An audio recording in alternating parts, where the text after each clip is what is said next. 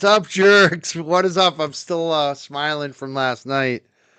Wow, what a great night last night. I want to thank everyone for being here, everyone for supporting all the good questions, the super chats, bearing with me last night because I didn't check the chat and a lot of your questions. I was just so into last night. That was quite a night. And to find out that Afro Man is now number one on the Hot 100 after coming on our show last night. That's just like I never thought I would say that we'd have an artist number one on the Hot 100, Billboard 100.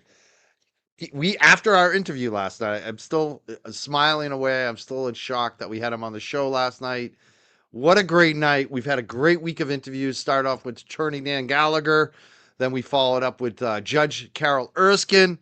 And then we retired Judge Carol Erskine, and both of them talking about Kelsey Fitzsimmons, what's going on there, which is going to trial on Monday. We're going to be covering that. We've got a lot of big shows coming up on that as well. Last night was the big one, Afro Man live on the Young Jurks with myself, and I just can't get over it. People really enjoyed it. There were some detractors, and I think they're really just mad that it happened on my show. I'm sorry. I'm sorry I upset you that way, but just enjoy Afro Man. It was so much fun last night. We all enjoyed it. Everyone who watched had a good time. Even some of the trolls, I noticed they had a couple jokes. They were getting in on it. They we had fun. Even I think even the trolls had fun last night.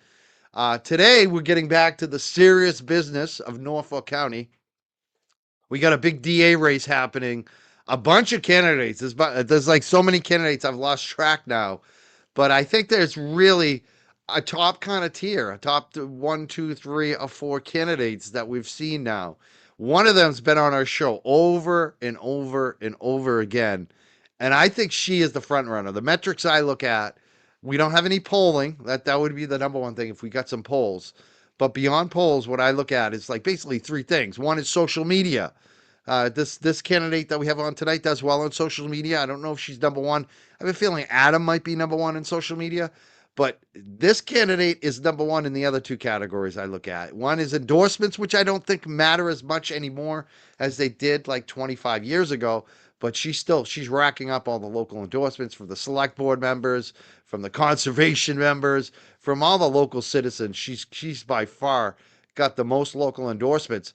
And I think the number one metric I look at in campaigns to see how campaigns are doing is how many individual donations do you have from voters within the district? And last time I checked, this candidate is by far number one on that. She's hit the pavement and garnered a lot of support, a lot of donations from voters in Norfolk County. And that's why I think she's still the front runner. I do believe she's still the front runner. And it's kind of weird because some headlines came out where Adam, the other top tier candidate, I guess I will call him, called her desperate because she filed an ethics complaint against him for some things I think that he did that were not correct. He, instead of offering an apology, saying I made a mistake or being contrite about it, he decided to attack the person who filed the complaint against him, his campaign, and called Djuna Perkins desperate. And that just brought me to say, you know what, we need to bring Djuna Perkins back up on the show because I don't think it's fair. And the thing is, Adam, we've invited him on the show. I know other media outlets have invited him on their platforms. So far, he's not doing interviews. She goes everywhere. Djuna Perkins doesn't say no. She shows up to pretty much anywhere that asks her to speak. And so she's back again tonight. It's my honor to have attorney and candidate for Norfolk County DA race to be the new district attorney. This could be the new DA that's going to replace Michael Morrissey. The election, I believe, is in September. September 1st is the Democratic primary, which is really likely to decide this race. So let's have her up on the show again tonight. Let's give a big round of applause. Put up your ones in the chat for Djuna Perkins. Welcome back to the show, Djuna. How you doing tonight? Great, Mike. Thanks so much for having me. And the new credits are very cool, very impressive. Oh, you like the video? Yeah, the video. I got to thank SK27 Music for putting that together for us. I always chuckle when we play that. It's I wouldn't have made it that way, but I like that he did. It's fun. I don't play the drums, but I always wanted to, and he's got me playing the drums. It's pretty funny. That's So I great. enjoy that. Yes, and so how are you doing? Because did you like anything I said on the intro? Do you think it's all correct, or anything Yeah. I should be correcting on? No, sorry, that was just my stupid phone. Go ahead. Oh yeah, Oh, go ahead. we all have stupid phones. I was just, just wondering, like, you know, on this race, it seems like it is a close race. We don't have any polling. Have you seen any polling? Is there any polling on? No, no, not that I know of. No, Not that you know of. Okay. but And so, we like, just oh, go ahead. I was just going to say we just finished caucus season. So of the 28 towns in the county, there I think were 26 caucuses. So that was actually when we met each other. We all met each other for the first time, really. So you met all the candidates in these caucuses. Yes, How many are there now? Because it's probably like what, six, seven, eight? I don't know. seven. There are seven. Seven. Wow. Hmm. So there's seven campaigns. Some of them seem stronger than others. I mean, some of them I haven't seen them doing anything really. It's no longer early. I don't think they have an excuse. Would you say that there is kind of a top tier right now on candidates? Because I feel like that. Well, of course, I'm going to say that I'm the front runner, but yeah, I mean, I think that the race is really going to boil down to probably me and Greg Connor, and that is because Michael Morrissey is still behind the scenes working the puppet strings. They are, I see Greg Connor with Mike Morrissey at fundraising events where Morrissey is introducing him around to people. I've heard that he is making phone calls to elected officials to try to get them to support Greg Connor. So yeah, I think in the end, the Morrissey machine is alive and well and just working through Greg Connor. Yeah, Connor is the guy that Michael Morrissey is behind. He works in the office now, and there's also the other guy I mentioned, Adam Deich, who Right. a lot of the free Karen Reed people think Adam automatically has it in the bag. I've kind of like thrown water on that and said no, I don't think so, and they get mad when I say that, but I think it's truthful. I think he's third or fourth place right now, honestly. And you just said basically the same thing. You think Greg Connor is actually the one that you Right. have to worry about more than Adam Deich. Is that Right. correct? Yes, I mean, I think because Adam Deitch has the most money, but money isn't everything, and you can ask Kraft that, but you know, I mean, I'm sorry, the mayoral race in Boston. That's what we saw. Josh. Yeah, I Yeah, mean, Josh Josh Kraft, he Kraft, dropped out. He had the most money, but he dropped out. right, by far. So we know that money is not always the fundamental thing. And from what I've seen, my message is really resonating everywhere. I get applause at caucuses. There are certain towns I walk into, and I sort of feel like a celebrity, which is very nice. But no, I mean, I think people really want reform, and they really want somebody who has the kind of professional experience I do, and also the guts and you know, I, I clearly am somebody who I see a problem and I go out and I do something about it. I don't just talk about it. I don't just wait around. I was in this from the beginning. 18 months ago, actually before I was even a candidate, I was already criticizing Michael Morrissey because I know how to do this work, and it was clear that it was not happening. And I didn't care that I didn't have the Morrissey machine, or that the incumbent was still running. I was willing to do it and to challenge him because that was the right thing to do. So yeah, I mean, I think it's a little interesting now that suddenly the field is open, and everybody and their mother thinks that it's their turn. But the truth is, this is a real job. This is not like running for senior class president. This is a real job with real people's lives at stake, and the person who takes the job has to has to be ready for all of it. And yeah, you were talking about the ethics complaint that I filed against Adam Deitch, and the truth is, anyone who has ever worked in Massachusetts government, I mean, not even government, as a Massachusetts public employee, knows that you cannot use your email address, your government email address, for any kind of political business. You get in big trouble for that.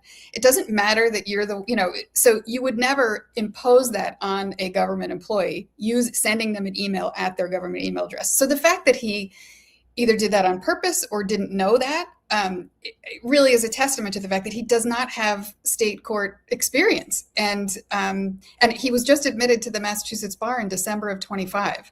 So he has never handled a case in Massachusetts state court, and that is literally what this job is. The U.S. Attorney's Office, very different job from a district attorney's office. There's so much. There's way more resources. There's far fewer, way more resources. You don't even get to try cases by yourself. There's so many different things. Plus, I mean, the other thing I think with him is he just moved to Norfolk County in November so that he could run. So he has never he has no roots in Norfolk County. Yeah, I could go on, but I feel like I need to give you a Talk about the fact that when you filed that ethics complaint against him, which I think was spot on. Like, I don't think it's the biggest infraction in the world, but it shows it definitely is problematic. And if he didn't know, he should just say, "I didn't know. I'm sorry. I'll make sure we don't do that again. I'll look into it. Like why that happened or whatever." But instead, the press person, whoever running his campaign over there, they called your campaign desperate, which I thought was ridiculous and silly right. because you are like the leader. Like it'd be one thing if you were in seventh place, but you started first. You have the most donations from the district. You have the most endorsements. You have done the most campaigning in the district by far. So to me, you're the front runner, and he's calling you desperate, which especially calling a woman desperate, a man, his campaign calling a woman desperate. I thought that was a bad look for him. What was your response to that? And have you seen Adam Deitch since then? Has there been any communication between you since then? So no, there has been no communication about that. We're cordial to each other when we see each other. He's a nice enough kid. But to me, that's the point that you make is exactly right. Everybody makes mistakes. If you made the mistake, what a real leader does when they make a mistake is they own it and they take responsibility, they apologize, and they move on. But to me, the real problem with what he did with his response was that, first of all, as a trial lawyer, I know that when you have nothing else of substance to make an argument about, you do a personal attack. And so here's that personal attack. But also, that's exactly what Michael Morrissey did. That's what it reminded me of. Yeah, Michael Morrissey. Exactly. If we don't double down, when you make a mistake, that's just a terrible sign for a leader to just double down on the mistake. Because I mean, literally, that is what we see over and over again. So, are we just going to get more Morrissey with Deitch? Yeah. If it's really just about your ego and protecting your ego, then maybe it's more of the same. It is shocking. That was what I could not believe is that response to it.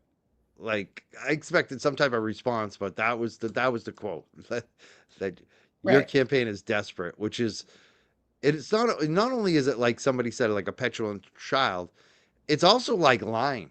It's not being that's what bothers me. I don't like when politicians don't tell the truth. Right. It'd be one thing if you were in seventh place and they called you a desperate campaign. It'd be like, okay, there's some truth to that. She's in Right. seventh place. She has no donations. She hasn't done anything yet. But you are definitely one of the top front runners. If I had to put money on it, I'd bet you were going to win this race right now. Like Well, I thank said, you. that doesn't mean anything. It's still early. Don't hold me to it. But I mean, you're not desperate. You don't seem desperate. You don't seem to be campaigning desperate. I just thought it was a really it's shady. It was shady and not truthful. And that's what bothers me is when you're running for people's votes and you're not being truthful about what's going on in the race. Yeah, I mean, yeah. Yeah. I'm preaching to the choir over here. Right. Um, and the fact is he won't come on shows too. That's the other thing. Like I'm kind of surprised that he won't it's not about my show either. People are like, "Oh, why would he go on your show?" I'm talking like he hasn't gone on a Howie Carr. He hasn't gone on NBC 10 with Sue O'Connell. He hasn't gone on the Channel 5 current events show on Sundays. He hasn't done any press. It's really weird Right. that he's like he's got an arrogance like he thinks he won the campaign already just because Karen Reed endorsed him. And I'm like, there's a lot more to winning a campaign than having one person endorse you. I'm Right. sorry. It just Right. I'm seeing you do the work. It's just it's great. That's the other thing I like about you is you have a full-time job, you have a full-time office that you run, your legal practice, but every night, every weekend, you're out working, and that's what is important to me when I'm thinking about who to vote for. I'm not going to be voting in this race. I'm not a voter. But when Mhm. I'm looking at races, I'd say, hey, is this person a hard worker? Because I think showing up and your work ethic means a lot. He doesn't have a job. I see you out more than him on the social media. Do you see other candidates out at these caucuses and at these events, or is it just you, or am I out to lunch on this?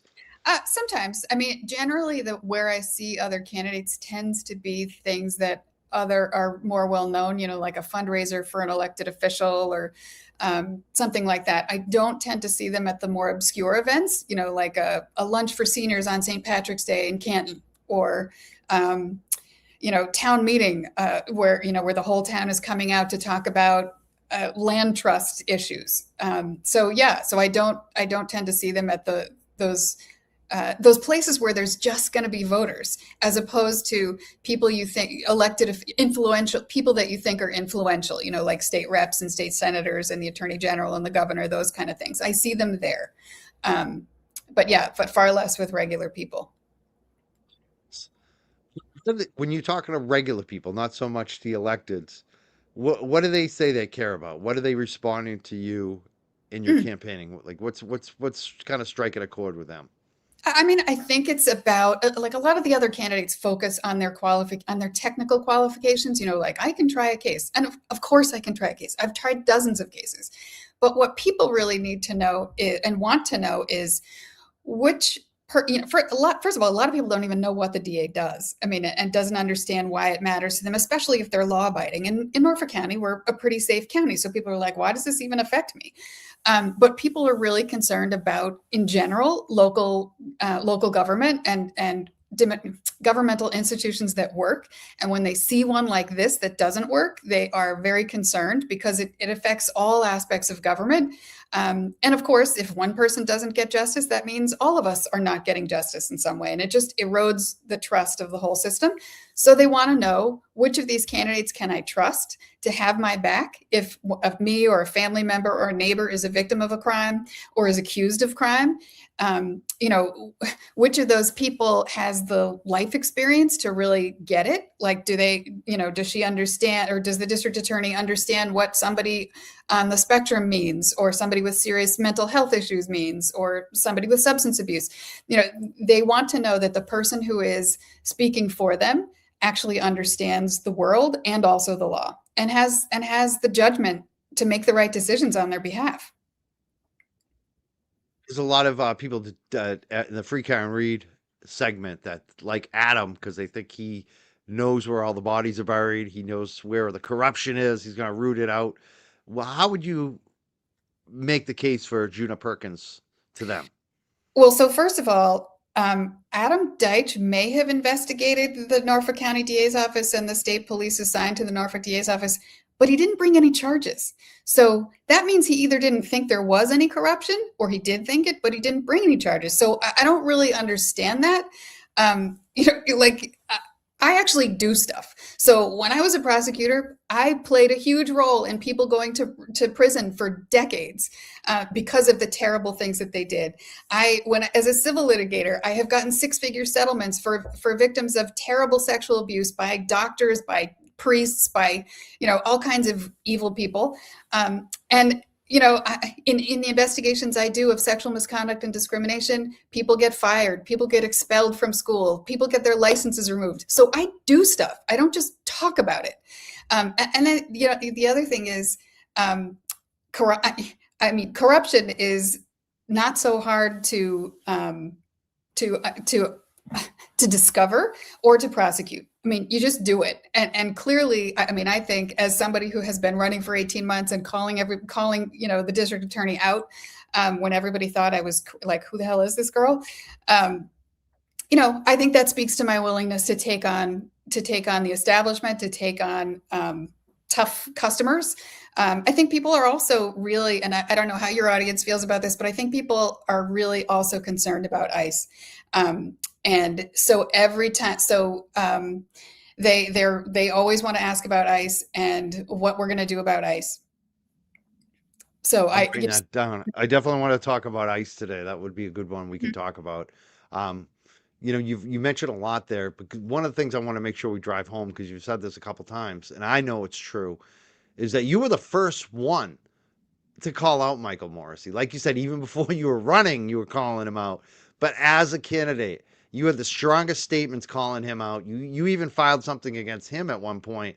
And specifically you like on, Grace Curley show, Howie Carr Radio Network, you came on and talked about when he said some crazy stuff about Sandra Birchmore, about her death.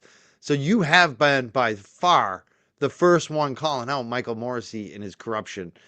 That's true, isn't it? Yeah, yes, absolutely. And so, I mean, yeah, I called on him to resign after the second Karen Reed verdict. Before I announced my campaign, I had a letter published in Massachusetts Lawyers Weekly outlining why I thought he was ruining the DA's office, both because of Birchmore and also because of Karen Reed, and also other families. And since then, I've heard of even more stories where the district attorney has, at the very least, treated family after family poorly, which is completely wrong. Another thing too, I mentioned Howie Carr Radio Network, Grace Curley. I'm a guest there weekly. Sometimes I fill in over there. But you're a Democrat. Yes. Somewhat. Some people think you're way too liberal. Some of these Republicans I talk to, but they have to respect that you were the candidate that did come on the Howie Carr Radio Network. You had no qualms about going on that platform. Like where again, Adam, I know has been invited. He didn't go on. He hasn't gone on. Do you want to say something about that? Because I feel like you'll talk to anybody, Yeah. anywhere, versus where other people are kind of just in their silos and they'll just talk to the people within their own party. Yeah. So one thing I think is really fascinating, because this is the second or third time I've heard this supposed criticism that I'm super progressive. I have no idea what they're talking about. I mean, name me one thing that I'm too progressive about. I mean, it is bizarre.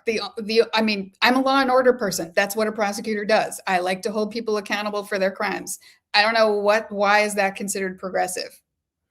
I Um, know you. To me, you look middle of the road, like me. It's funny because I'm laughing. I started smiling when you said that because they say the same thing to me, and I'm like, I'm just not far right. Like that's right. it. Like I'm more in the middle. I'm more of a. I like Law and Order too. I think sometimes Law and Order gets it wrong, You but know, like when it's like there's a middle ground. I think people have lost the middle ground in this country. so I mean, so here's one thing that I think that people associate with progressive prosecutors is this idea of having a list of crimes that they won't prosecute.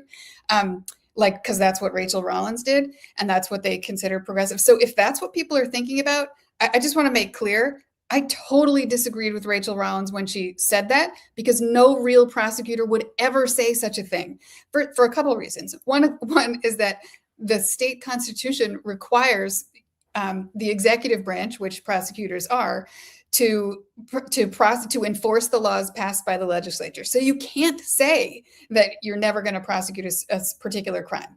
That said, every crime is different, and you have to evaluate it based on the individual facts and circumstances of each case. So the best example of that is shoplifting.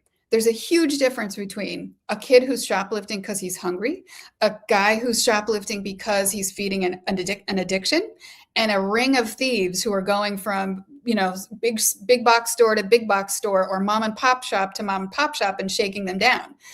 You never want to say to the mom and pop shop, "Oh, yeah, I'm not going to prosecute that. Too bad for you." That's ridiculous. Same thing with that ring of thieves going from big box store to big box store. The other two situations, though, are pretty different. And I think that most Americans would agree that the person with the substance abuse, yes, you want to hold them accountable, but also you want to get them the treatment that they need to stop needing to shoplift. And the kid who's hungry, well, I think we are all hoping that we just feed that kid and get him the help to get more food at home and to see what other services he needs. I think most of us would, with of course some accountability still, but not you're not sending that kid to prison, to jail for Yeah, shoplifting, which yeah. by the way is not even a jailable offense. So there. And details matter. That's so important. Yeah. Like there's a difference between a kid that's hungry and organized crime, basically, which some of Right. these shoplifting rings are. And yeah, with Rachel Rollins, I think she went too far. And it's funny because I don't see these same people saying it about Adam Deitch, and he worked for Rachel Right. Rollins, so it's kind of funny. Like it's like, do that? It's I think people miss the details a lot of times in these races, and that's why I just hammer it. I just repeat it over and over again how I feel and what I see, and hopefully it trickles down because I feel like some people don't listen or don't look at details, and I think details matter. I'm glad you brought that up. Let's talk about ICE because you brought up ICE. That Mhm. is a big issue, especially what's going on in the country and who knows what Trump's going to do next. What are your thoughts about ICE and what can be done and what are people's concerns? So, I mean, as a prosecutor, my biggest concern with ICE is interference by the feds in local prosecutions. So, a few months ago, this case happened in Boston Municipal Court, where they were prosecuting a bad guy who had, I think it was for like forgery of a driver's license. So it doesn't sound like a huge crime, but apparently he was a bad guy. In the middle of the trial, the judge took a recess for lunch or something, and the defendant walks out of the courtroom to, go get lunch or whatever, and ICE takes him in the middle of the trial. And so the judge decides to dismiss the case. And so now the case is just over, which means that the state of Massachusetts did not have their crack at this person to get accountability for that crime. And that is really bad for us. Because that means if this guy for some reason gets out of ICE custody and comes back to Massachusetts, nobody knows that that prosecution is dead. He can't be arrested, he can't be re-prosecuted for it. It's over. And so we've lost our opportunity to keep our own community safe. And that is not fair. That is not what the feds are supposed to be doing. Then the second thing, of course, is that if ICE is going to courthouses, guess what? People don't report crime. People don't testify as witnesses, and they won't show up, and they won't be helpful to the police, and that makes the rest of us unsafe. So even if you despise immigrants of all kinds, the fact that ICE is coming to our cities and towns and interfering with our safety makes the rest of us unsafe too. How do you fix that? How do you make sure that ICE isn't doing these Doing things? things. So, it used to be that there were just these informal agreement, that there were just kind of agreements. They'd pick up the phone and the DA's office would do their prosecution first. And if the person was sentenced to jail, they'd fulfill their jail sentence, and then they would go, and then ICE would come and take them. But now, I think what has happened in the last year or so, those conversations haven't been happening. And I heard from a friend who works for the trial court not long ago that it's getting a little bit better. That they're kind of negotiating. There's some negotiation between the state and the feds that is better than it used to be, but it's still really troubling.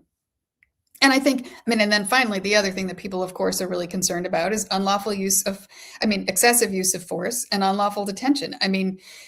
You can't just go grabbing people off the street while wearing a mask, because if they can do it to you, or if they can do it to that guy, they can do it to you. And, we know that they have taken citizens off the street, and that is just wrong. And you can't use excessive force to arrest somebody or detain somebody. Ask Derek Chauvin, like that is just not the way we do things. There's a police officer in Boston that just got indicted for manslaughter. Mhm. Would you consider doing something like that against an ICE officer if something happened to you? Yes.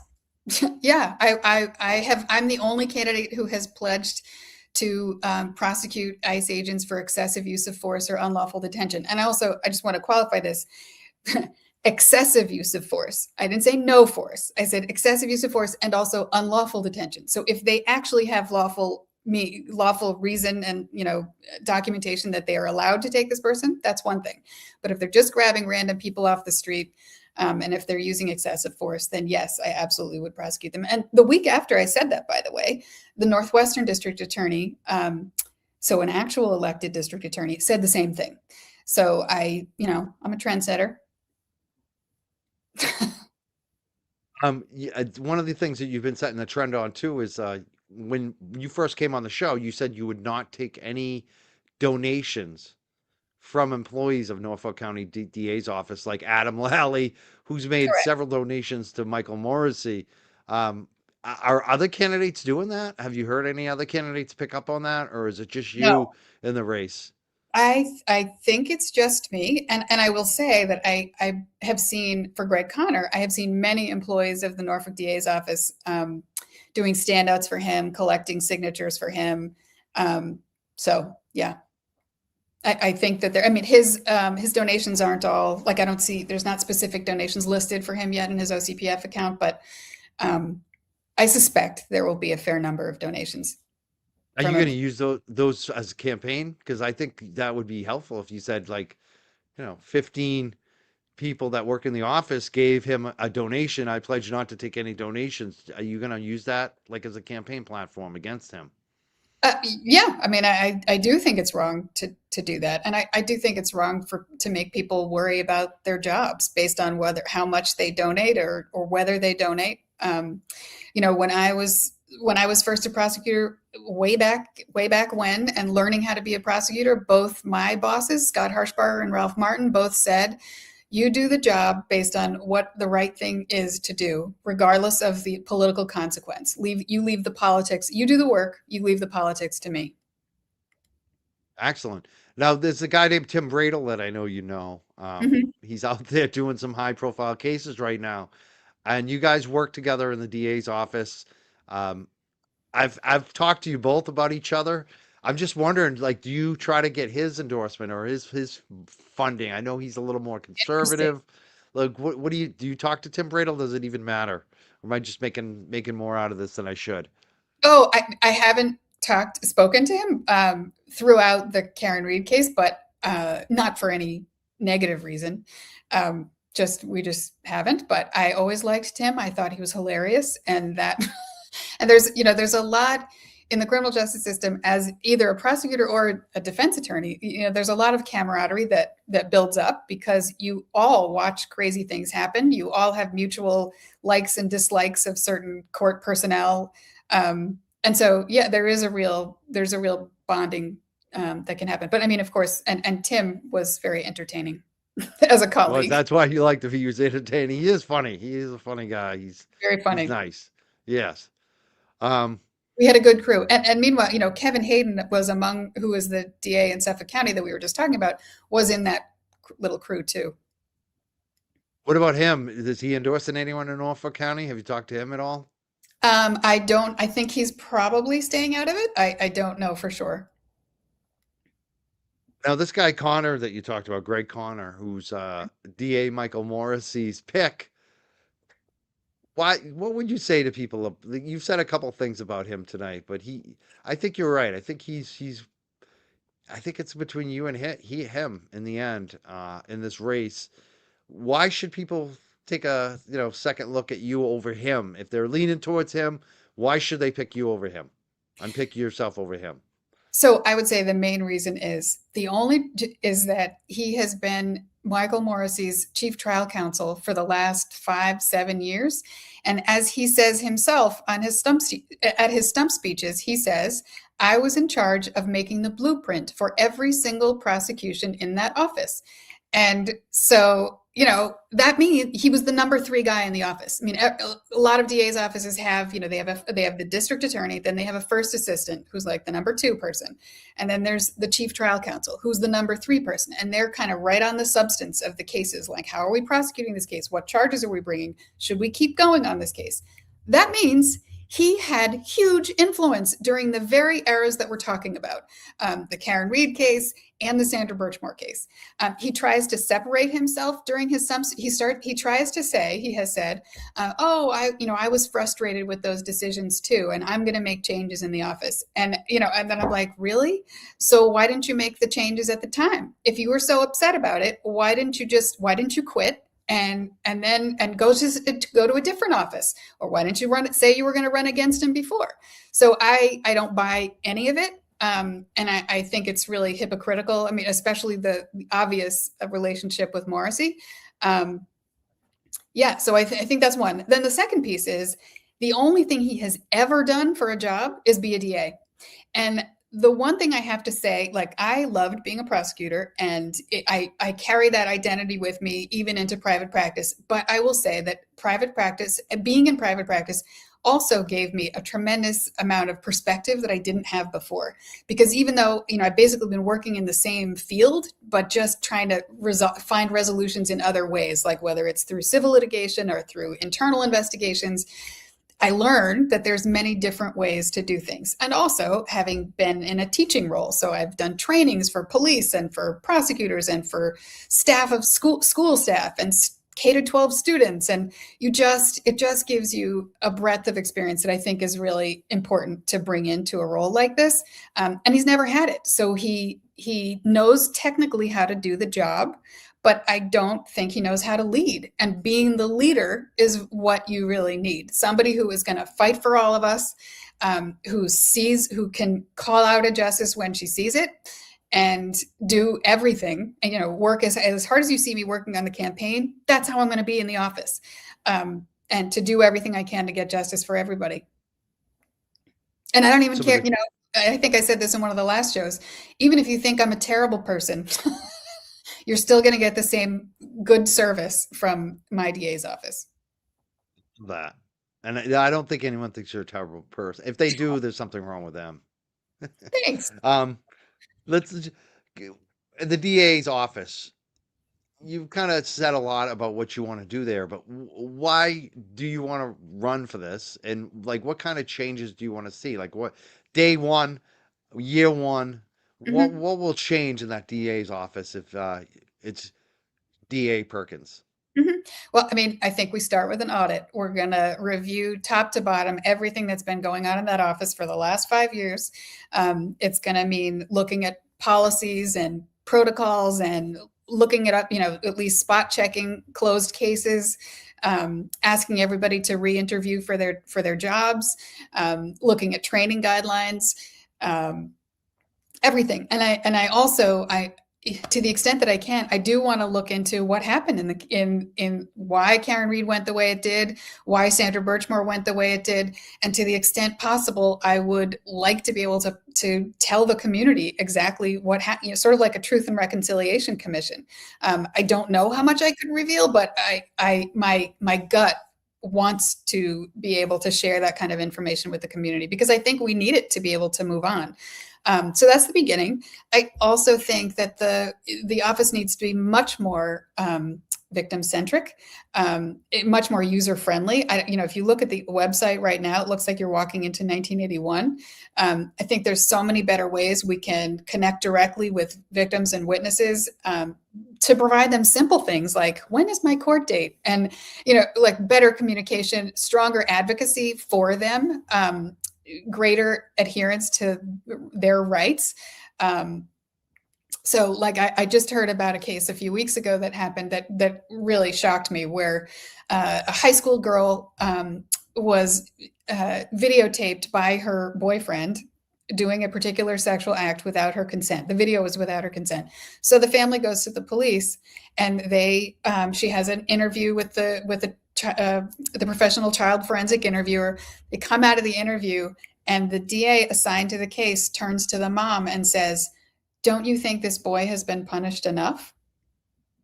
And that is it's like a shocking thing to say, and he admitted it. It's not like this was a disputed thing. He had done it, and so yeah. Anyway, the answer to that is no, that is not enough. So I think focusing a lot more on helping victims, making them feel empowered. And I mean all kinds of victims, not just in sexual exploitation case. I mean, every case is there.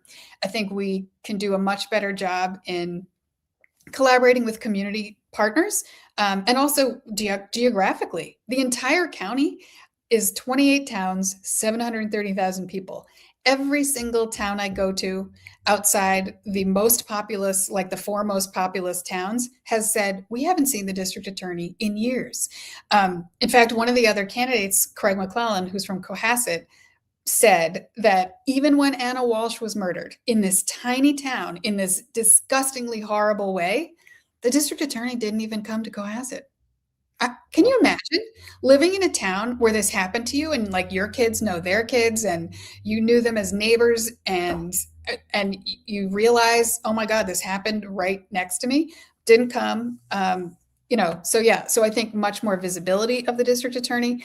And in terms of collaboration, I think one thing I've learned from the education world, is that um, whenever they have, many schools have something called a students of concern team, where they meet weekly to discuss any kid who's having a problem for anything, whether it's, struggling in school or social difficulties or drugs or anything like that. And they all get together and they say, how can we better support this kid?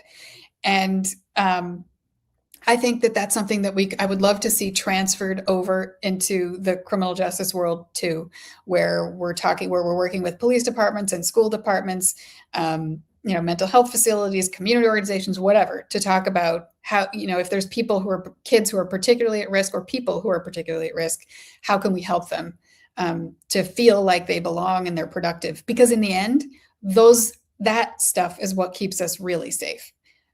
So there's, for the DA, it's Yeah, I both mean, those are preventive the and future problems. Yeah, yeah, prevention, because when you take care of the youth and the future, you take care of all of our future. I mean, that's it. Like if yeah. And there's so many times when those kids are like, I even look at myself, like 17, 18, 19.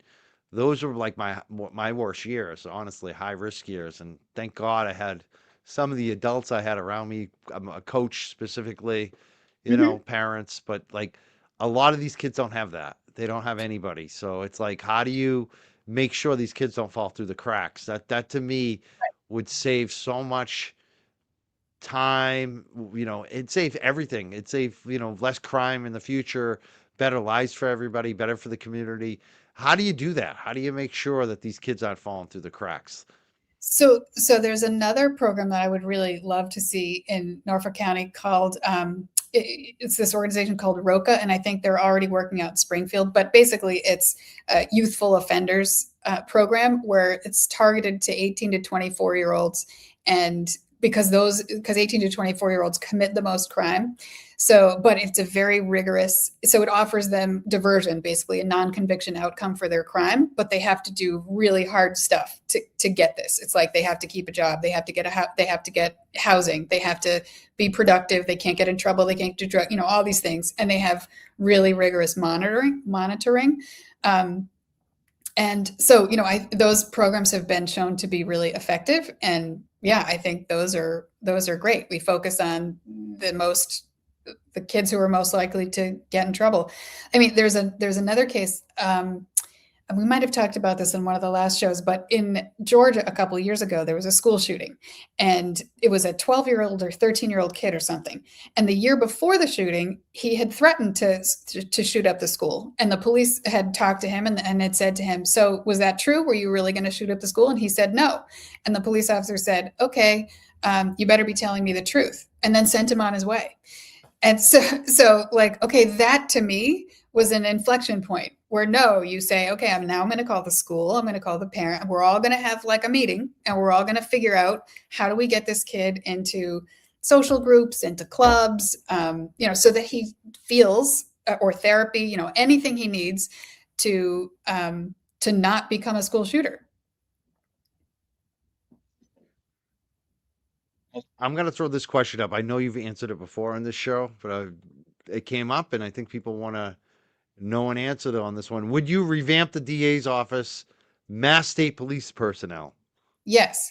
So anybody who, I think that there have been a lot of changes since Colonel Noble came into office, which I think, or not office, whatever it's called, got the command of the state police. And but anybody who was still there, who had been working under Sergeant Buchanan, definitely I would ask to be reassigned.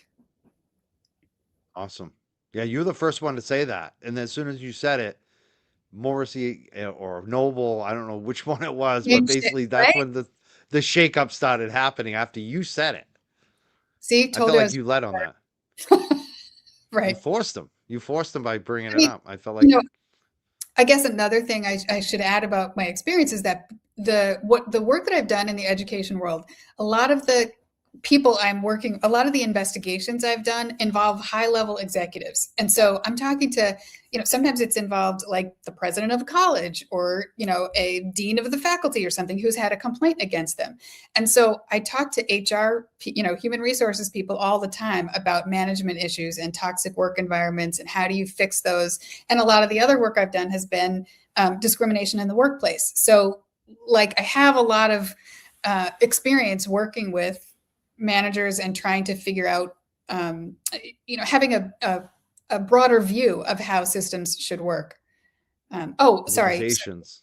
Yeah, Yeah, go ahead. organizations. So the other thing I was going to say was, back to what will I do in the first year. The We talked about the audit before, and I would want to take the audit should also include feedback from current employees because many may have great ideas, many they have interesting things to say. But I would want to take that information and then do a strategic plan for how to improve the office. Is it, you know, more substantial? What are the goals exactly? Are we trying to prosecute more cases? Are we trying to get more resources so that we can do a better job prosecuting? Are we trying to make it the whole office more user friendly? All of those things, and then to be able to execute that plan in the next, So for the first term. I love it. It sounds like you've got a full plan. You know what you'd be doing on day one. You also mentioned truth and like reconciliation, Mhm. almost like a report. You'd probably have after this audit, you'd put out something to the public so we can Yeah, see it and see what the issues are and see how things need to be changed and what's your plan. Is that kind of what that would look yeah, like? yeah.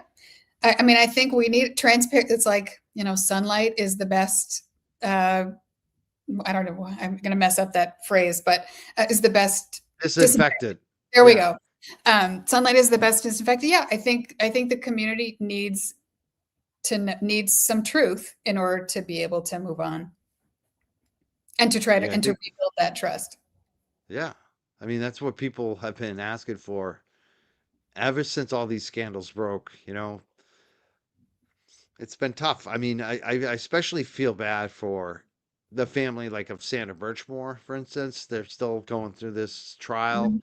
Mhm. A lot of uncertainty too, whether it was just this one person or were there other people involved.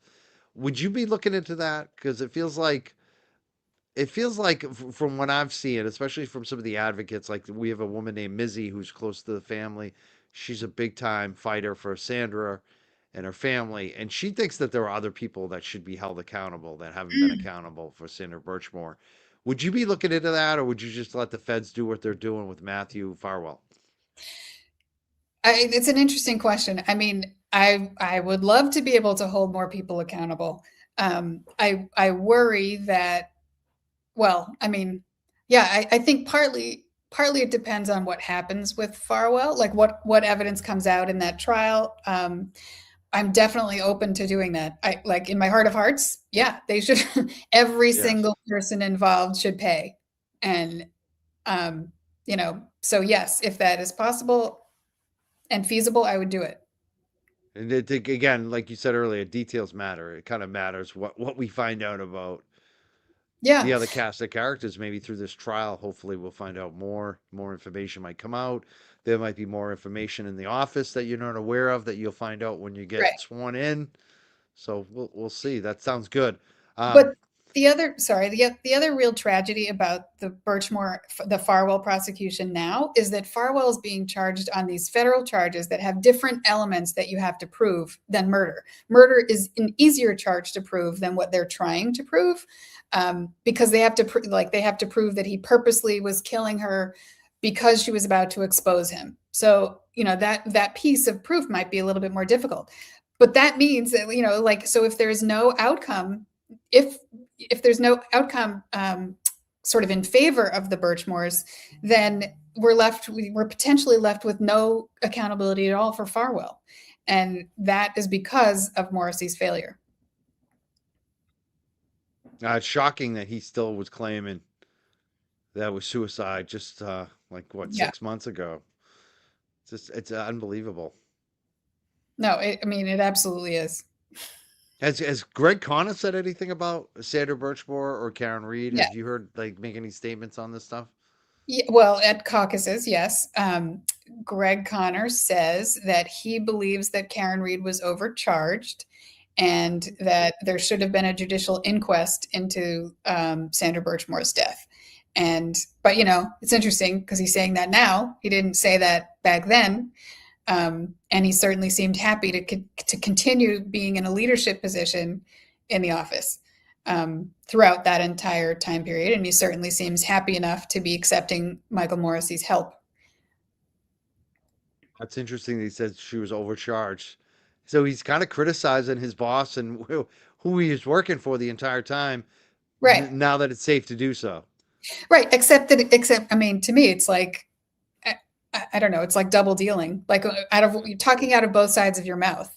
You're Right. like, I'm accepting help from you, but I'm also criticizing you. And he speaks parsing words very carefully. He says, I haven't asked Michael Morrissey for his endorsement. I'm like, well, but Michael Morrissey's calling people on your behalf to get them in line. Yeah. Does anyone really want Michael Morrissey's endorsement? Right. Right. Yeah. I don't think so, but I think he um, likes it just the way it is. I think he, like you said, he likes the private phone calls to right. people who were part of the machine who were just going to get in line and get behind him and nothing public. It was just Michael Morrissey makes the call to his soldiers, Right. and that's hopefully enough for him to win this race. Right. And so it's the same old, same old. So if the people of Norfolk County don't want the same old, don't let that happen. I mean, Now, a lot of us are worried that because, like you said, there's 7 candidates in the race, and it's basically six against Connor. I mean, it's basically six of you who are campaigning against Morrissey and Connor. mhm, Could he split the vote and win with like just the minority with the machine? Is that like something to be concerned about? And what would you say to voters to kind of remind them of what's at stake and how to make the choice? Because I think that's what a lot of people are caught up on, and is mhm, who do they vote for that has the best chance of winning that isn't backed by Michael Morrissey? mhm. Well, I think the Morrissey machine, their belief is that only Quincy matters. But Quincy is actually not the voting powerhouse that it once was for that machine. First of all, there's a lot more progressives in Quincy now than there once were. And we can see that in the Quincy City Council race. There's plenty of other people who are against the machine. I think like half the city councilors now, at least. In addition to that, they don't have the highest voter turnout. In the last election, it was actually Brookline that had the highest voter turnout. Wow. So I don't see many of the towns outside Quincy, going for the Morrissey machine. And do you think you'll do well in those other towns like Brookline? Yes, yes, I do. Because I can't imagine it otherwise. I mean, so here's the other thing.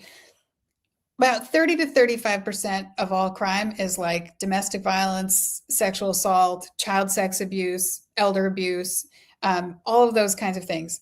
Domestic violence, as we know, and sexual assault disproportionately impact women. Of course, yes, there are men who are victims, but there are 11 district attorneys in Massachusetts. Only one is a woman. That's it. Marion And Rowan? and Yeah. yet, so in a way, if you sort of look at it big picture like that, like, wait a minute, why is there no representation of women when women are often, and even though I think that men are more often the victims of crime in general, but the crimes that happen to women tend to have the most long lasting harm and often can be, physically uh, patterns, not just like a one time bar fight. It's It's ongoing. It's right, ongoing. It lasts for years, and it kind of gets discounted the most too by the system. right, Like you said, that example of the teenager with the revenge thing going on, revenge porn or whatever, and right, they said, "Do you really want to punish this young man anymore?" Like right, that happens a lot, even with grown men. It right. get kind of it gets excused. It's like discounted. It doesn't. So you must hear a lot from women out there. There is another woman running, but there's like 5 men and 2 women running. I have a feeling that you're the most recognizable in this race. What do the women say, like when you're making that pitch to them? Because I have a feeling they might be very receptive to that. Yeah, no, they absolutely. I mean, so first of all, wherever I go, the reception is positive. Um, but I definitely see an extra special something in women's eyes, and I think the county is changing too. So half those new Quincy City Council members are all women, and they were before all men. Canton has had a similar change where I That's think we've right. talked about Sue Harrington before, and Trish Boyden, and now. It looks like Julie Beckham is probably going to get on the select board as well. Braintree had a similar situation. They now have a woman mayor. Half the city council is women, or town council is women. So I think that women are becoming much more activated and motivated around the county. Um, yeah, And I think the DA office needs it even more. I do because of what you said. Like there's so right, many the percentage of domestic violence issues, sexual assaults, like these affect women more than anything else. And when you right, have just a male institution from the police to the DA on down, right. I feel And like it screams that we need women in leadership positions there to I have a mean, voice. and there's a couple other things to that too, which is that domestic violence and sexual assault cases are notoriously difficult to prove, and that's because people are afraid. They're afraid to report. They're afraid to testify. There's many other reasons. They're embarrassed. They're ashamed. So getting people to actually be willing to participate and testify to get accountability is a really hard thing to do.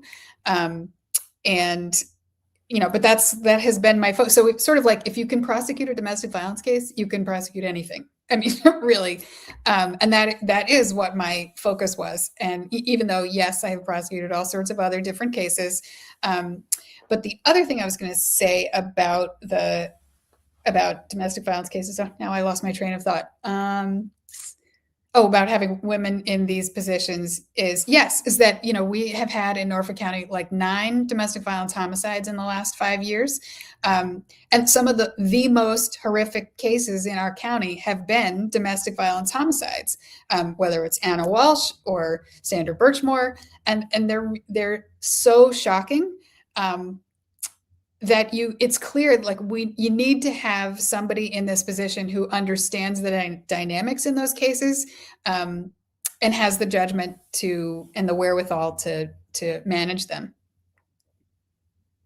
I totally that's one of the reasons why we have you here tonight back on the show. Just you're the leader on this by clearly. I mean, we had one question here from somebody who wanted to know who is the other woman running. Um, do you know who she is? What her background is? I do, because up until January 9th, she was a big supporter of mine. Oh um, wow, she was very she excited when flipped. yes, don't know why, that's up to her to explain, but also I happened to be reading the Globe Spotlight story from December of 2025, about confidential informants. Did you read that one? No, but I heard from one of the cops actually. One of the Uh, ex-cops said some stuff. One of my friends, you know Larry, you met Larry, didn't you meet Larry? oh yeah, I, I, Larry hit me up about her. He said that when he was a state trooper, some shit went down. yeah. So in the Globe Spotlight story, she's specifically named as somebody who had was criticized by a judge, called out by name, for being unethical about a search warrant that she approved that was based on fake information provided by the police officer. And in her comment, she said something like, I don't remember that, for the Globe story. She says, I don't remember that. I signed off on a lot of search warrants. If anybody, if a judge called you unethical and put it in his opinion, dismissing the case, which is apparently what he did according to the article, you don't forget that. That is not something you forget. So I don't know what that's about, but I read it in the Globe like everybody else. If you need any opposition research, I think you should talk to Larry Smith, the former Mass State Police, because he hit me up about that candidate, and he was like, "Mike, if you have her on, I got all the dirt on her. Something went down when he was with the Mass State Police with her, so." That might have Was been he the situation there or another situation, something like that. where was he assigned? I'm not sure. He was with Mass State Police. I'm not sure exactly which case or Hmm. he wanted me to give him a call. I owe him a call. I need to follow up with him. But something went down. Um, Endorsements. You have a lot of endorsements right Yeah. now. Who are some of the people endorsing you? The locals in the cities and towns. Who's endorsing you? So the locals in the cities and towns are, let me see, some of them. So select board members, including Sue Harrington, Trish Boyden, and then in Milton we have Ben Zoll and Megan Haggerty and Winston Winston Daly. Um, then in Dedham we have, which is my hometown, of course. Um, we have Michelle Riley and Aaron Bowles and Stephen Acosta, who's running for select board now. He was on school committee and running for select board. In Plainville, Jeff Johnson. In Medway, no. In Holbrook, Katie Goldrick. I'm gonna, I but hope I yeah, didn't put you on the spot too much no, because no, if you I'm forget some just names, I off might the get top of my mad. head. Right, right. Go ahead. Oh yeah, do you have some? Have more? No, yeah, I'm sure. Oh, Because I in saw Brook, the list. You have a huge list. There's a yeah. big list. I did kind of put you on the spot. No, no, that's Go ahead. no, and You- in you- Brookline, Bernard Green. so you Yeah. got quite a few, and also like even our former DA that you work for, Ralph Martin, I believe, endorsed you too, right? Yes, and also Scott Harshbarger. And if Oh you wow. look at my endorsements, there's also people like all the, industry professionals. So people like Andrea Cabral, who was the director of the Executive Office of Public Safety and also the Suffolk County Sheriff. Jerry Leone, who was the Middlesex District Attorney. Janet Fine, who was the former executive director of the Mass Office for Victim Assistance. Stacy Malone, who was the executive director of the Victim Rights Law Center. The executive director of the Massachusetts Society for the Prevention of Cruelty to Children. So all of these really highly respected industry professionals. So these are not like political hacks. They're not, random people. They're people who know my work and they actually know me for 30 years. And then there's people from like just regular people from all around the county who I didn't know 18 months ago, and I just and I just earned their support by seeing them and being there for them and talking to them about who I am, showing them who I am over and over. Which is I'm like why I'm telling people to check your campaign out because I've gotten to know you and I think you are the right person for this position. I really do. Um, I think one of the fine, before you give your final pitch tonight, how Mm-hmm. can people help? If people want to support you, how Mm-hmm. can they help out with your campaign, whether it's donating or holding signs or finding out more? How can people help you in your campaign right now? So yeah, I mean donations, of course. Money helps, and really what the money does is it just helps get the word out. It goes to advertising, it goes to mailings, and yes, we still do print mailings because there's certain voters who really just want paper. So money. There's an Act Blue donation link on the website, which is junaperkins.com. We also have an Instagram page, a Facebook page. Follow the Facebook. So here's some free ways. Follow the Facebook page, follow the Instagram page, comment, on things, share things constantly. That is an easy kind of free way to help. Yes, volunteering. We're still in the middle of collecting signatures, and I think we're actually almost. I shouldn't say it. We're hoping to get it all done in the next couple of weeks. But there's going to be standouts and lawn signs and all events and all the things, hosting house parties, introducing me to your neighbors, all that kind of stuff. And so you can direct message right on the Facebook page. That's probably the easiest. And you can also contact through the website, and also you can email info@junaperkins.com. JunaPerkins.com is a website. There's a Facebook. Uh, Definitely, I hope we've got all the social media pinned in the YouTube chat. So Oh, if you good. want to follow all those, please click on those and follow Djuna, support what she's doing. We got to a funny question here. This is from my troll. This is my friendly troll though. We've got like nasty trolls and we got he's like our I don't even know how to explain him, but he's kind of legendary. His name's Joe Biffle. I get Okay. upset when he doesn't show up and troll me, but so he's here tonight and he wants to know, are you pro or anti Biffle? There is no wrong answer on this. What do you think? Are you pro or anti Biffle at this point? What's a biffle? That's it. Joe, you got your answer. What's a biffle? What is a biffle, Joe? We still haven't figured that out, Mr. Biffle. I thought you were trying to be me. I don't know what happened. We gave him a wrench one night and he like the first thing he did was like shut someone down. He like put him in timeout. He caused a Oh, lot of controversy, but he's been good ever since. oh, He's nice. and Rose says everyone's pro biffle, but that's not true. There are some people who are not pro biffle. But yeah, it's Great name. what is a biffle? That is a good answer. I love that. Mhm. We don't know. We're trying to figure out. We've never seen him. He trolls us. We had a comment here from Rose again. She said Junior is out there talking to the constituents. She'd get my vote if I lived in Massachusetts. You can still support. You can still follow. You can still like all the social media posts. You can also contribute. You can give a donation. Only in America, right? You have to be an American citizen. Is that how that works? I believe. Yes, right. Mhm. Yeah. Anywhere in America, if you're an American citizen, you can make a donation as well if you want to support that way. Um, do you have any final thoughts, or maybe even your pitch, your final pitch, or anything else you want to bring up that we haven't discussed tonight, especially issue based or policy based, or anything you're noticing on the campaign trail? Mm.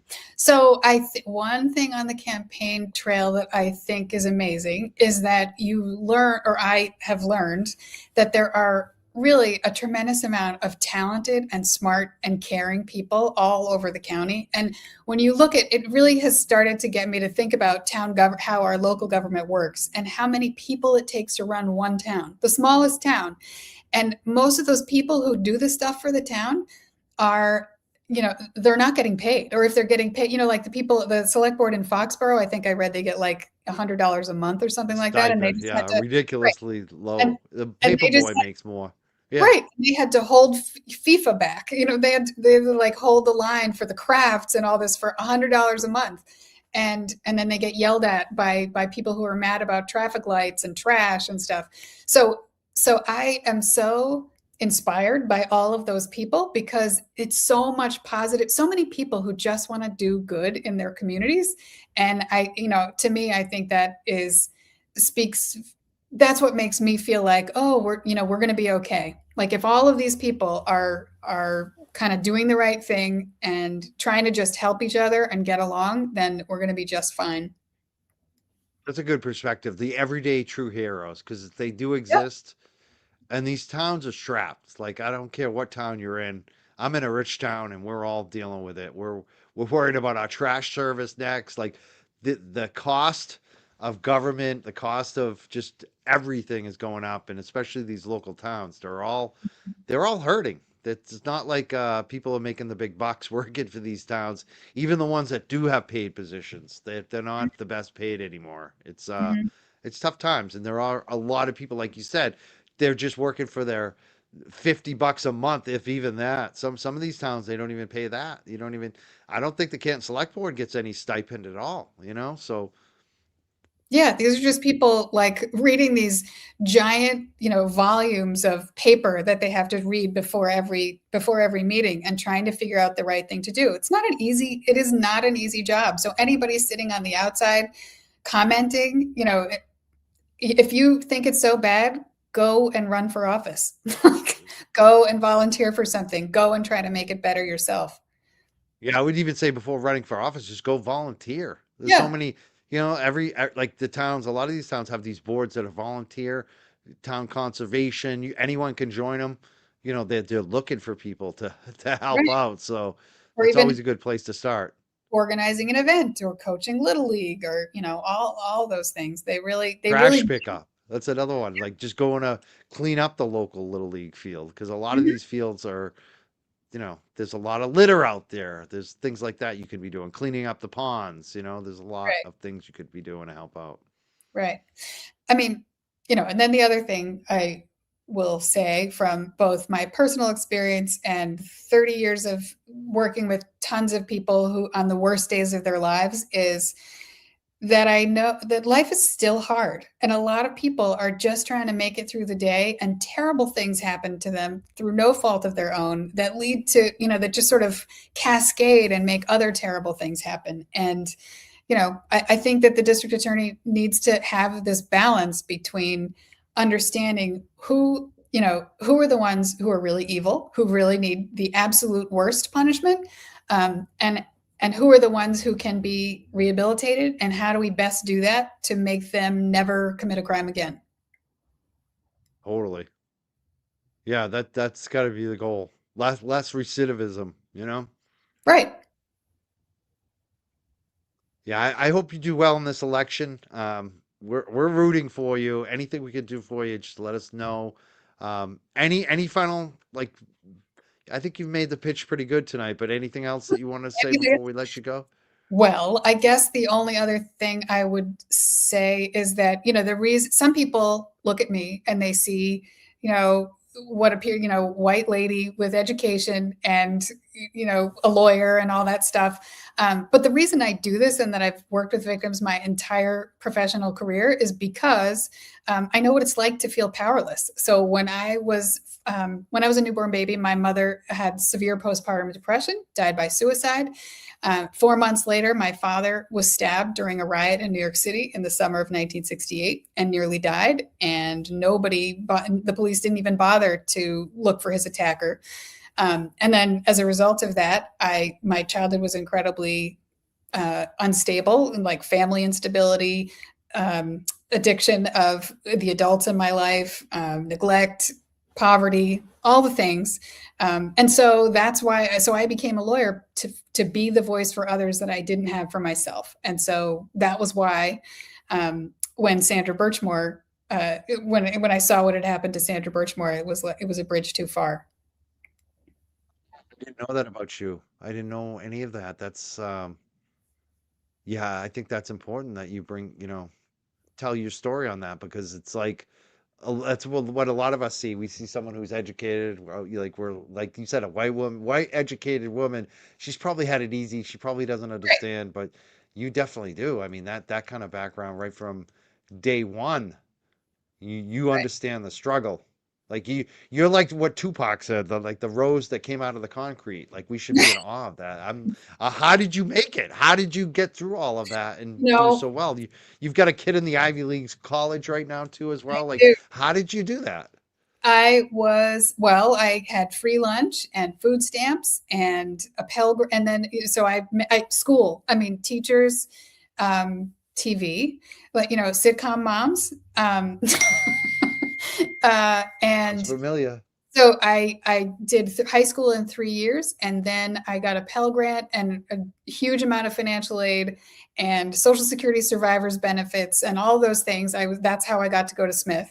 I wouldn't have been able to pay for it otherwise. And then I went to law school, and I borrowed every penny of law school tuition, and I was still paying for it until Biden forgave the final few $1,000s. So yeah, I couldn't do otherwise, I think. It's amazing. You're an overachiever. I mean, it's unbelievable that you got to Smith College from that. That's to tell that story. I didn't know. I didn't know that. That's it's powerful. Thank you. Um, and friends. I mean, I had really good friends, and I lived in a small town, so that was also I had some of the same friends from when I was in kindergarten through now. I mean, in fact, one of the first donations I got was for a friend from kindergarten, and I almost cried. It was so sweet. Oh, was it from Dedham? From Dedham? Oh no, I because I grew up Oh, in different Woodstock, town. New York. Yeah, Where? Woodstock, New York. Oh, Woodstock, New York. Wow, where the Woodstock Festival happened. Well, it was where the Woodstock Festival was supposed to happen, but That's right. when they figured out how big it was going to be, they moved it to Bethel. But yes, so that's the town I grew up in. And I came Wow. to Massachusetts when I was 17 and never left. Why did you come to Mass? To go to college, to Smith So yeah, College? Is that Smith, why? like Yeah, everybody else, yeah. yeah. And then, and also, the Pioneer Valley kind of was where the Hudson Valley, which is where Woodstock is very similar geographically and town That's wise right. to the Pioneer Valley, and yeah, so I loved it It's a there. beautiful part of the state out there. Mhm. It's very nice. I love it out there. So it's that makes sense that you would go to Smith, and it's very similar to where you grew up, which is it's beautiful. Wow, Mhm. I didn't know that about you, that you came from all that kind of hardship, and it's just Have it's inspiration. I think people need to hear more about that from you, and just to know that you're a survivor, and you're an overachiever. Like unlike me, I came from that kind of tough background, but Mhm. I went to Bridgewater State. I did the opposite of you. I tested high, and my guidance counselor made fun of me and was like, "You're such an underachiever. You make me mad, kid. Oh, You did it all right. I had to learn the hard way." well, maybe it was just a survival kind of technique. Um, but yeah, you just made me think of something about what was I going to say? I don't know. Oh, I was going to say, yeah. I mean, I always thought of it as a tightrope. Like I have to stay on this tightrope, or else I will fall. And like so many of my other family members did. I have relatives who have gone to prison for serious crimes and who have been victims of serious crimes. Know what that cycle is all about. You're very Mhm. familiar with it. That's good to hear. I think people need to hear that because oftentimes people look at people running for office as they haven't experienced what a lot Right, of us have out there. So it's right. good to And know that there's somebody like you running. I mean, you said this before, like, what is it that you think voters are really looking for? And I do think it's that. It's not just like an automaton bureaucrat, entitled person, whose parents had the job, so you should have the job. It's like, how are you like me? Do you relate? Do you understand what my life is like on either side? Whether you're a victim of a crime or a defendant in a crime. Absolutely. That's going back to Adam Deitch. That's the problem that bothers me about him. I feel like he's entitled. When he called you desperate, and he hasn't gone out to any of the shows. He hasn't done a lot of community events. It's like the dude thinks he just like bequeathed it. Like I, Karen Reed endorsed me, I won. Like it's I, like, dude, you got to actually work for it. I don't and know. It reminds me of some of these kids that are soft that don't want to work for it anymore. They think it's right, like who you know. right, right. And I'm not even sure. I mean, this is going to sound a little bit catty, but I'm not sure that he even would have tried a case by himself at this point. Um, in the U.S. Attorney's Office, because they often will have two people trying a case, especially a more complicated case. Whereas in a DA's office, you are like you're sink or swim. From the get go, you were like just like what you see on TV or in the ER, except the legal version of ER is a district court. Um, and then the other thing is, what I don't know if people know this, but before he was in the U.S. Attorney's Office, he was practicing at a big firm in New York State where he represented police accused of misconduct. I didn't know that. Yes. That's So that's pretty interesting to know that. We should probably look into that. I haven't heard anything about that. If anyone has any info on that, I'd love to look into it. Maybe we'll have to do a little Google search on where he used to work. Speaking of misconduct, I do have one more question before I let you go. Out in Western Mass, there was a DA that was resisting releasing a list of police officers that had misconduct allegations against them. hmm. My friend, who's a journalist, basically sued the DA's office to get this list of police officers that have done misconduct to get it released. He won. He's going to come on the show, I think, on Sunday to talk about this. Mhm. Is that something that you wouldn't have to get sued to release a list of police officers with misconduct allegations? You'd want that out there, right? Yeah, that's called the Brady list. What I think they may be talking about is the Brady list, which is like a list of police officers who are not perceived as credible. And so that's kind of one of the the hammers that a DA's office has over, any kind of influence that a DA's office has over police officers testifying, which the threat that you're going to say, I'm not going to use you to testify. And then that list will be published. And I think I want to say either Suffolk or Middlesex, I think publishes their Brady lists on their website. I forget which one. But no, of course, yes, that is something that should be public information.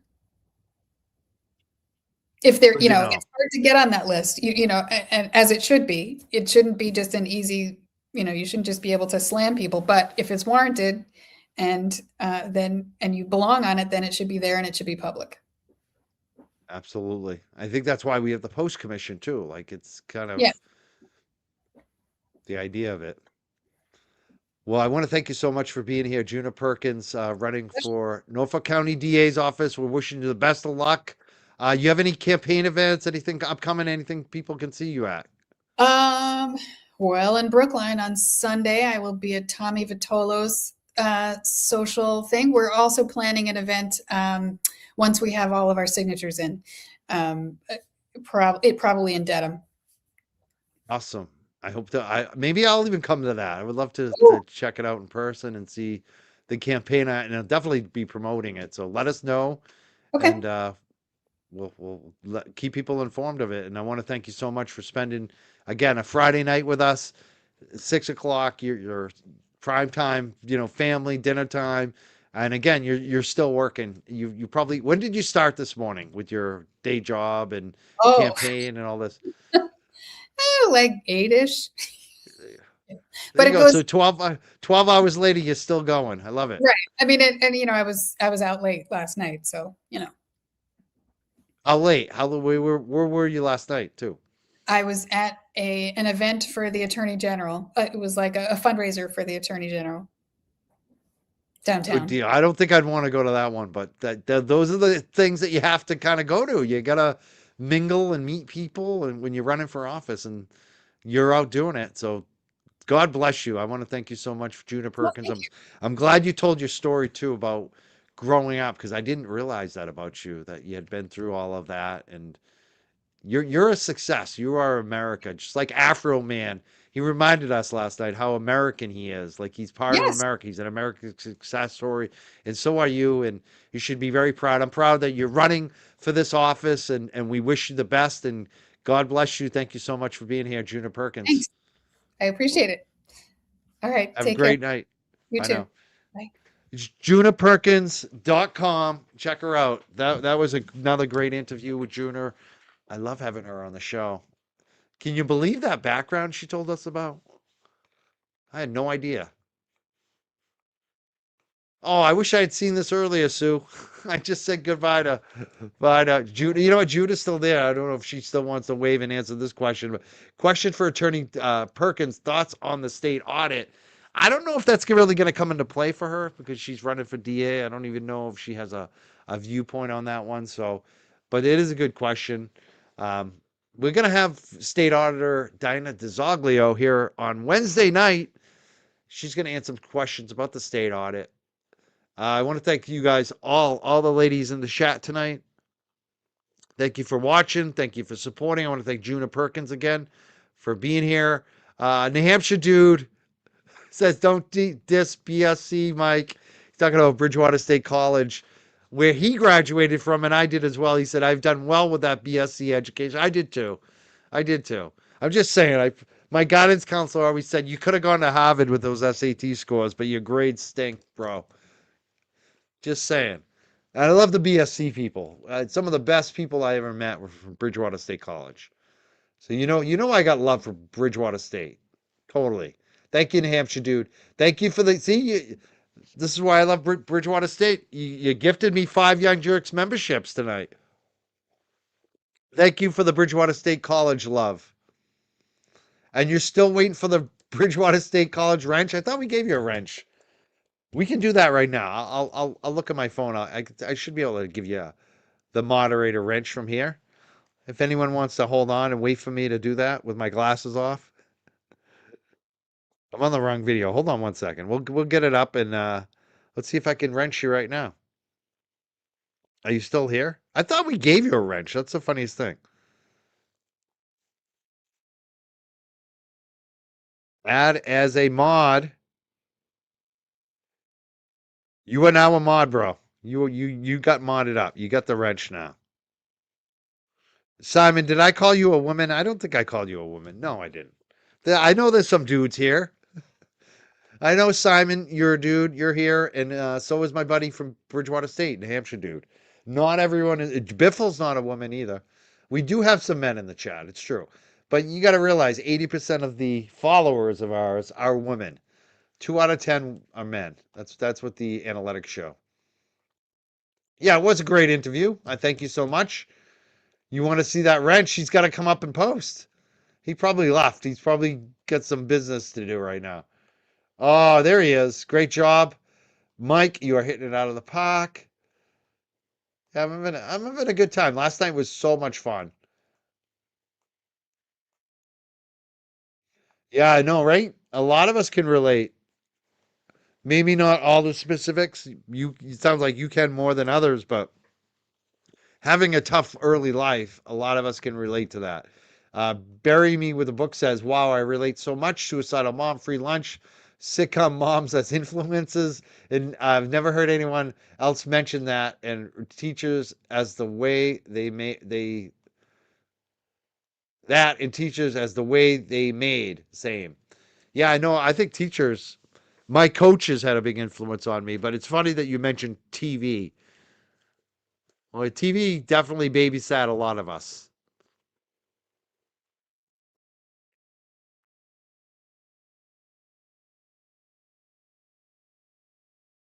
Yes, you are somebody. You got a wrench in New Hampshire, dude. You deserve it. Thank you so much, New Hampshire, dude.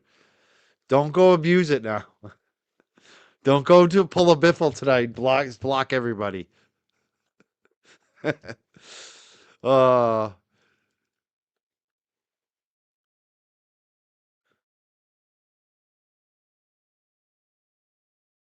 yeah, I think she should tell that story about her background more often.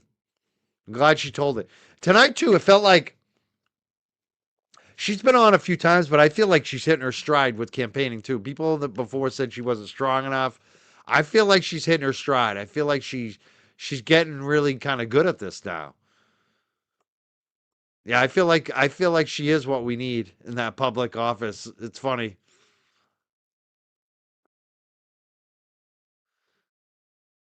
It is what you do with your education and what you continue to do afterwards in terms of reading and writing and all of that.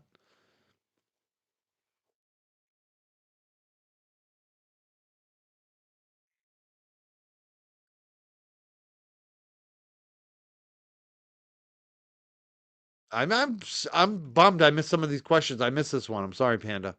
Should I that was another one I should have asked tonight. We did ask some good questions, but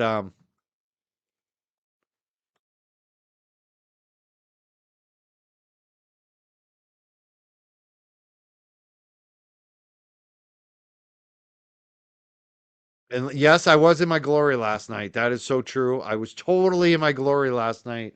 We had the best night last night. Not that tonight wasn't great, but when you have Afro Man and he's #1 on the Billboard 100, that was just a shocking that we got that interview last night. I was so exciting, and it was great to have all of you here for it. Thank you, Vic. Yeah, it was such a good night last night. I want to thank all of our mod team, the ladies. We got 2 men on the mod team now. We got Joe Biffle and New Hampshire dude. Not all ladies in the chat.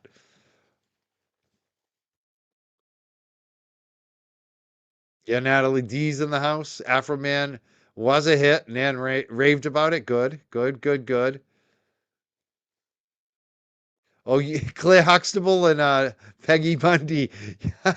Claire Huxtable was great. That was a good show. It's too bad Bill Cosby had to ruin it for all of us after all the shit he did.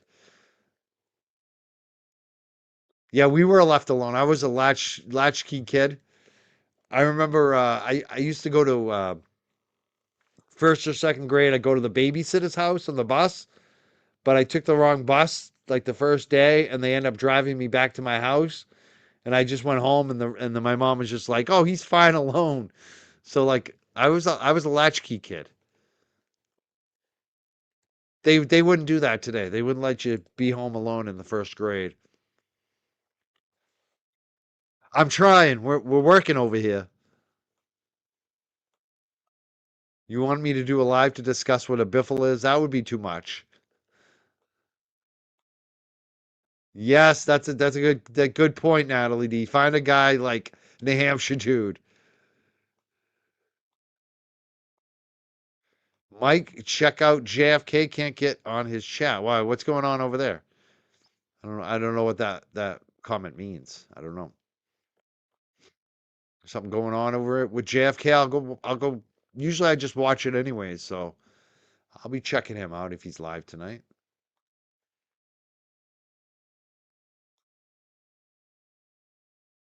All right, I think we're good. I think we got all the super chats out of the way, and I think we thanked everybody.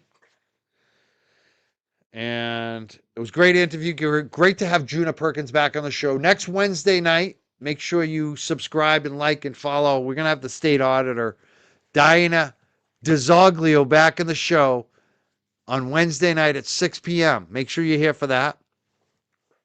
Sunday night, we have my friend Andrew Kumir. He's a journalist. He's the one that made sure the DA out in Western Mass disclosed all the police officers with misconduct allegations against them. He's going to be here on Sunday night, talk about his great reporting and the lawsuit he filed. We might actually do a show tomorrow night with my attorney. Let me see if he got back to me. We'll see. That one's tentative. We might actually do a show tomorrow night about Afro Man with my defamation attorney. We'll see what happens. Check in. Make sure you subscribe. Hit that sub button. Follow, like, all of it. Make sure you hit all notifications. And check back this weekend. You never know if I might pop up tomorrow or tomorrow night. I'm sure I might end up doing a show somehow last minute tomorrow. But if not, it will be Sunday night. Definitely doing a show Sunday night with Andrew Kumir. And again on Wednesday night. And also, we're going to be airing the Kelsey Fitzsimmons trial on Monday. I'm going to have some shows at night on Monday and Tuesday covering that as well. Going to probably do some panel shows. It's going to be fun. So we got a lot upcoming on the Young Jurks. I want to thank everyone who's standing with us, everyone who's subbed up, everyone who kicks in donations. Thank you so much for everything you're doing for us. You've been keeping us going. You don't even know. All right, I'll see you all soon. Thank you so much. Have a great rest of your night, great rest of your weekend. We'll see you soon, jerks. Thank you. Yes, I am real. I try to be real. You guys keep me real. We'll see you soon, New Hampshire dude. Nighty night, Natalie. And Djuna was great tonight. She definitely deserves your support. Again, pinned in the chat on the YouTube chat is all her social media. Make sure you follow, subscribe to her. If you want to help out tonight, go up on her Facebook and hit like on all her recent posts. Share some of them around. It helps.